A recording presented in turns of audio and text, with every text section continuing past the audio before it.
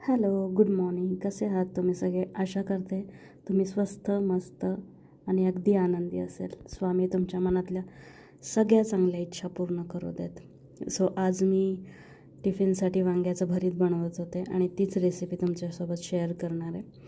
So 2 वांगे मी छान भाजून घेतली आहेत आणि त्याच्यानंतर फोडणीसाठी काही गोष्टी मी रेडी करून ठेवलेल्या आहेत. ह्याच्यामध्ये ना मी कांदा, टोमॅटो तर कट केलेलाच आहे. तुम्ही टोमॅटो पण भाजून घेऊ शकता. मी नाही भाजला आहे, चॉप करून घेतलेला आहे फक्त. आणि जो खलबत्ता आहे ना, त्याच्यामध्ये थोडंसं अद्रक, लसूण, कोथिंबीर मी ठेचून घेतलेलं आहे. त्याची टेस्ट छान लागते. तुम्हाला आवडत असेल तर तुम्ही पेस्टही करू शकता. सो मी हे लोखंडाच्या कढईत बनवते आहे. लोखंडाच्या कढईतलं वांग्याचं भरीत तुम्ही खाऊन बघा, छान लागते त्याची टेस्ट. वांगे जे आपण भाजून घेतले होते त्याच्यावरचं ती स्किन काढून टाकली आहे आणि छान चेक करून घेतलेलं आहे मी आता ते, की त्याच्यामध्ये काही खराब तर नाही आहे ना.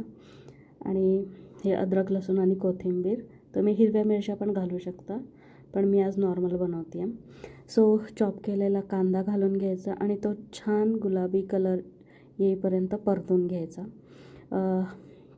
कांदा परततो आहे. ॲक्च्युली मी एका हाताने कॅमेरा पकडला होता आणि एका हाताने मी ते कांदा परतत होते, त्याच्यामुळे मी थोडं थांबून शूट केलं आहे.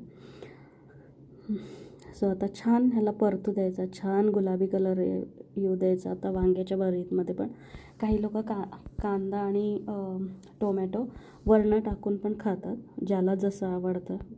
प्रत्येकाची पद्धत वेगवेगळी असते. मी ह्या पद्धतीने बनवते.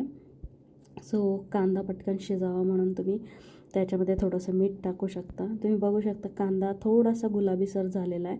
आणि मग त्याच्यानंतर मी ह्याच्यामध्ये थोडंसं लसूण, कोथिंबीरची जी पेस्ट केलेली आहे, थोडंसं मी अद्रकही घातलं आहे, त्याची पेस्ट घालून घेतलेली आहे. आणि आता एकदम छान ह्याला परतू द्यायचं. त्याच्यानंतर टोमॅटो घालून घ्या.